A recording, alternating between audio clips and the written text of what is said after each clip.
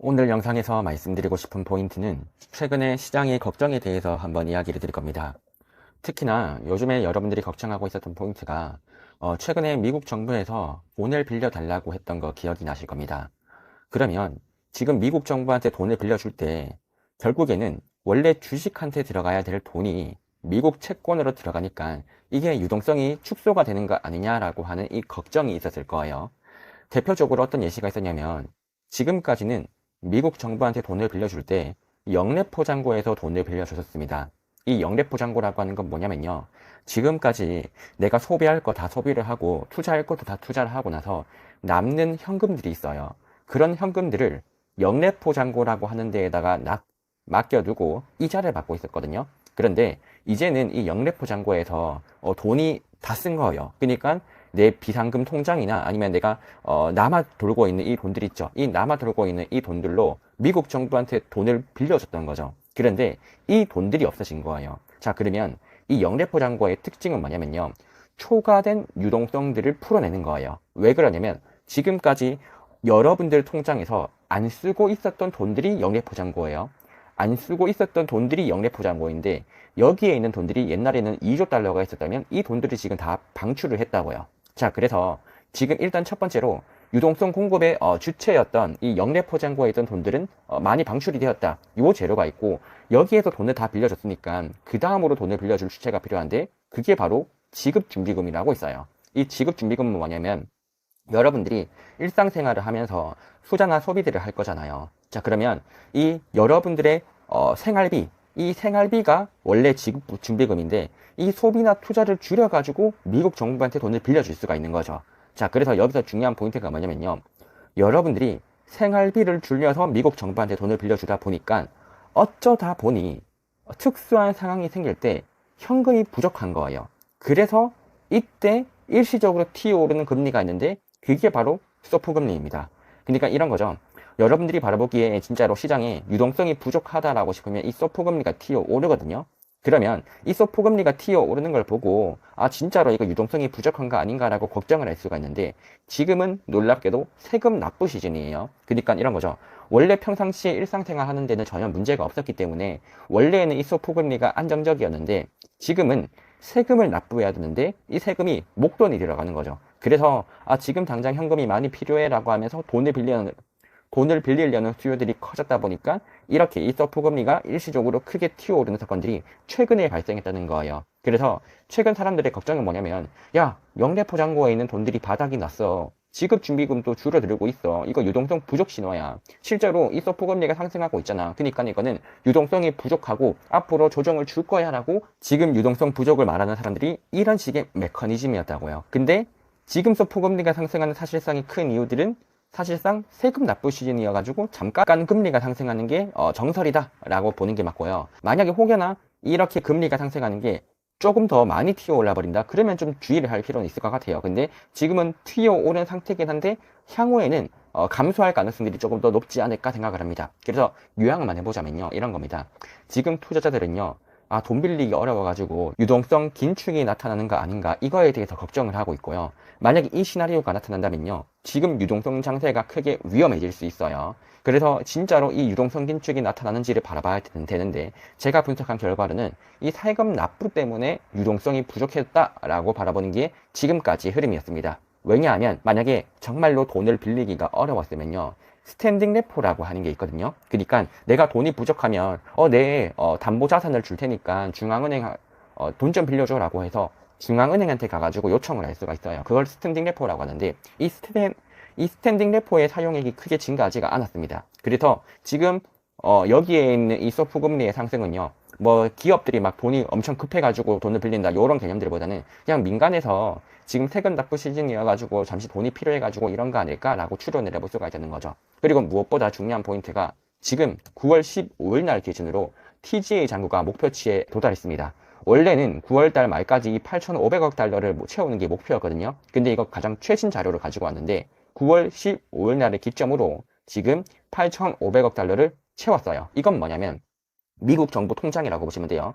미국 정부 통장이 8,500달러를 채우고 싶었는데 이거 이미 다 채운 거예요. 자, 그러면 이제 이 돈들을 어떻게 할 거냐? 미국 국민들한테 뿌릴 겁니다. 특히나 이번에 세금까지도 더 걷었죠. 세금 걷어가지고 만약에 이 목표치 이상으로 더 쌓이게 된다면 이 돈들을 미국 국민들에게 월급 줄게요, 또는 보조금 드릴게요, 또는 복지 정책으로 제가 현금 드릴게요, 이런 식의 방법으로 미국 국민들에게 뿌릴 거라고요. 이게 바로 TGA 잔고인데 지금 이미 달성을 했고 향후에는 돈을 쓸 일들이 남았다라고 체크할 수가 있습니다. 자, 그러면 이런 내용들을 제가 왜 말씀을 드리느냐? 지금 8월달 말부터 금 가격이 상승을 하고 비트코인 가격도 상승을 해요. 일반적으로 바라보기에 금은 안전자산이고 비트코인은 위험자산이잖아요. 그러면 야, 위험자산이랑 그 안전자산이랑 다 같이 오른다, 이거 대체 어떻게 된 거냐라고 물어볼 수가 있는데, 금과 코인이 동시에 상승할 수 있는 유일한 조건이 하나가 있는데 그게 바로 무엇이냐? 화폐 가치가 폭락할 때예요. 그래서 지금 이 금 가격과 비트코인 가격들을 바라봤을 때 저는 뭘 지금 생각을 하고 있냐면요, 아, 시장에서 지금 자산 가격들이 올라가는 거 있죠. 그러니까 주식 가격들이 올라가는 게 진짜로 펀더멘털이 좋아서 올라가느냐? 막 펀더멘털이 좋았다면 코인이 훨씬 더 많이 올랐어야죠. 코인이 훨씬 더 많이 오르고 금은 덜 올랐어야 되는데 지금 흐름에서는 금이 그래도 상대적으로 많이 올랐고 코인이 차라리 덜 올랐다고요. 자, 그러면 제가 바라보는 관점에서는 지금 최근에 9월달에 있었던 시장들은 약간의 경기 둔화에 대한 두려움도 있지만 화폐 가치 하락의 영향력들이 조금 더 컸던 거예요. 그렇다 보니까 위험자산이든 안전자산이든 동시에 많이 올랐던 흐름들이 보였었고, 지금은 이런 식의 구간에서 경기 둔화라고 하는 이 부작용은 분명히 존재하다 보니 러셀 지수보다는 AI 테마 쪽으로 빅테크 쪽으로의 쏠림들이 더 많이 발생을 했다는 거죠. 그래서 키워드는 화폐 가치 하락의 영향력들이 크고, 앞으로도 이 화폐 가치 하락에 대한 영향력들이 부각이 되면 될수록 자산 가격은 상승할 가능성들이 꽤 있다는 거죠. 자, 그러면 여기서 의문점이에요. 지금 이 화폐 가치 하락들 있죠. 요거에다가 영향을 주는 변수가 뭐죠? 이게 바로 곧 있으면 발표가 될 FOMC가 있겠죠. 이번에 자산 가격 상승이 나타나려면요, 이번 FOMC에서 금리 인하에 대해서 할 거예요. 금리 인하 할 건데요, 금리 인하를 얼마나 할지가 더 중요하겠죠. 그러니까 이미 지금 사람들은요, 어디까지를 반영했냐면, 야, 올해 연말까지를 바라보면 총 3번의 금리 인하를 하겠다고 반영해요. 그러니까 9월 17일 날 때 금리 인하가 있고요, 10월 29일 날 때 금리 인하가 있고, 12월 10일 날 때 금리 인하가 있는데, 이 세 가지 모두 금리 인하 할 거예요 라고 지금 사람들은 예상을 하고 있다고요. 그리고 26년도로 가게 되면요, 1번, 2번, 3번, 4번, 5번까지. 그러니까 내년에는 못해도 한 4번 정도의 금리 인하는 하지 않을까? 요거를 지금 시장이 기대를 하고 있어요. 내년에는 4번의 금리 인하를 할 것이다. 자, 그러면 이제 FOMC에서 파월이 코멘트를 던질 거예요. 여러분들이 주목을 해야 되는 건 금리 인하 하겠다 이게 아니라 내년에 4번의 금리 인하가 가능할까? 또한 올해 3번의 금리 인하, 그러니까 앞으로 FOMC가 있을 때마다 금리 인하가 가능할까? 요거를 이번에 체크를 해야 돼요. 이해되시죠? 그러면 이걸 체크하는 방법이 뭐겠죠, 여러분? 이번에 점도표가 발표가 될 거예요.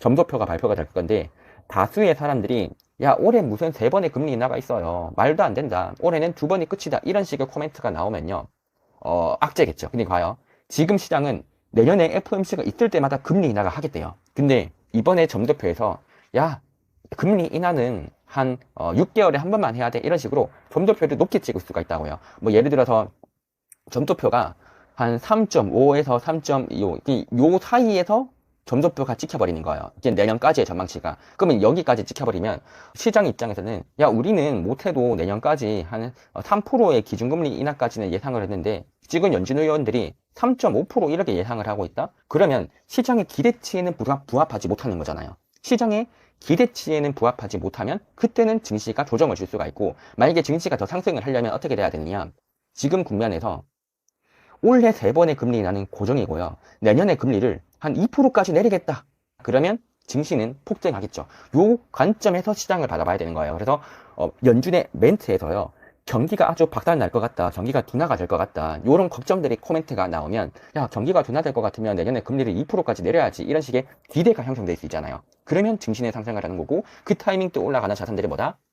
안전자산이든 위험자산이든 동시에 상승을 할 수 있는 모멘텀들은 되는 거죠. 근데 이번에는 금리 인하가 좀 너무 과도하게 나타난다 라고 하면 주식시장 입장에서는 나쁠 건 없겠죠. 근데 그것보다 중요한 건 뭐냐면요, 긍정론과 비관론에 대해서 시장의 생각을 읽어야 돼요. 자, 어떻게 읽을 거냐면 이겁니다. 자, 최고의 시나리오는 뭐냐면요, 금리를 내리겠대요.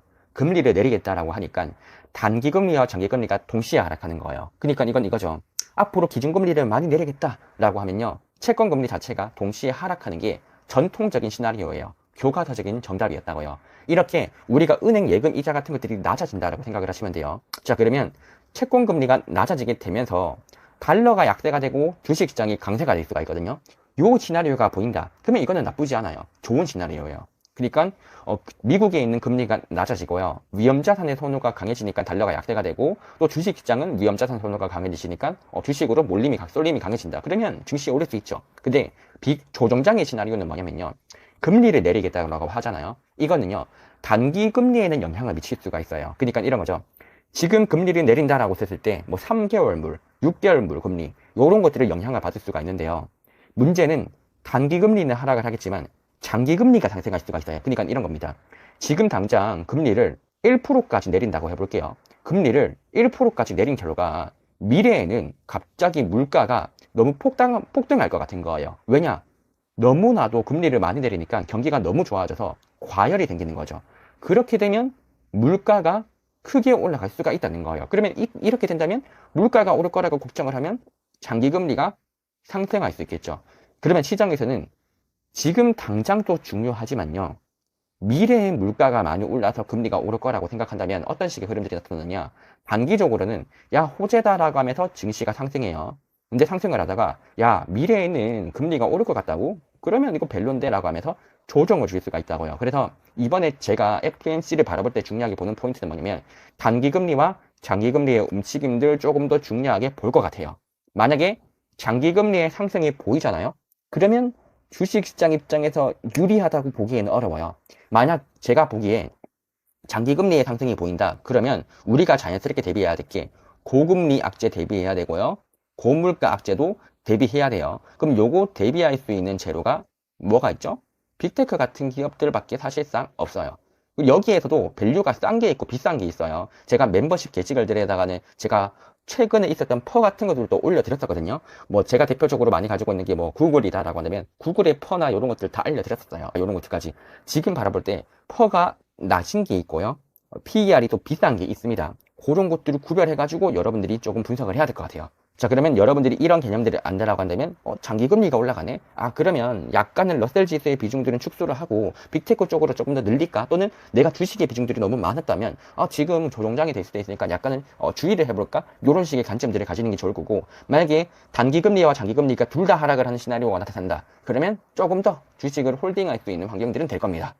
그래서 이런 관점들을 체크를 하시는 게 중요하지 않나. 왜냐하면 지금은 언제 조정을 줄지에 대해서 시장의 생각을 읽는 게 중요하기 때문이에요. 그러니까 서사거든요, 서사. 사람들이 어떻게 생각을 하는지가 중요해요. 왜냐하면 다수의 사람이 매도를 하면 주가는 빠지죠. 다수의 사람이 매수를 하면 주가가 올라요. 근데 이 서사를 가장 빠르게 읽어낼 수 있는 구간들이 돈의 흐름을 보는 게 직관적입니다. 그리고 이번에 나타나는 이 FOMC는요, 워낙에 해석이 다양하게 존재할 수 있어요.